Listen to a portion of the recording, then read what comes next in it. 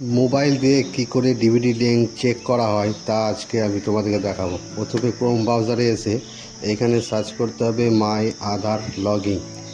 এইখানে লেখার পর মাই আধার লগইন আমি সার্চ করে নিলাম। প্রথম ওয়েবসাইটে ঢোকার পর এরকম ইন্টারফেস আসবে। এইখানে এসে আমাকে লগইন অপশানে আসতে হবে। তারপরে কিছুক্ষণের মধ্যে দেখো এন্টার ইওর আধার নাম্বার আর ক্যাপচার ফিল করতে হবে। আমি প্রথমে আমার আধার নম্বর ক্যাপচার দুটোই ফিল করে নিলাম। তারপরে লগ ইন উইথ ওটিপি এইখানে তোমাদেরকে ওকে মারতে হবে। এরপর কিছুক্ষণের মধ্যে দেখবা কিছুক্ষণ পর তোমার মোবাইল নাম্বারে একটা ওটিপি আসবে।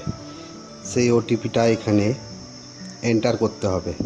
দেখো আমার চলে এসছে ওটিপি, আমি এন্টার করে নিলাম।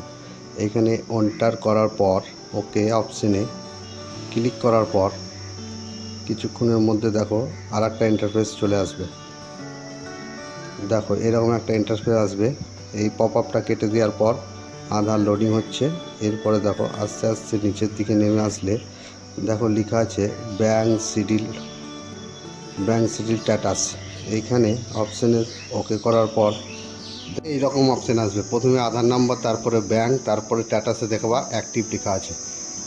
প্লিজ ফ্রেন্ড, ভিডিও ভালো লেগে থাকলে লাইক শেয়ার অবশ্যই করে দিও। এরকম নতুন নতুন ভিডিও পেতে চ্যানেলের সাথে যুক্ত থাকিও।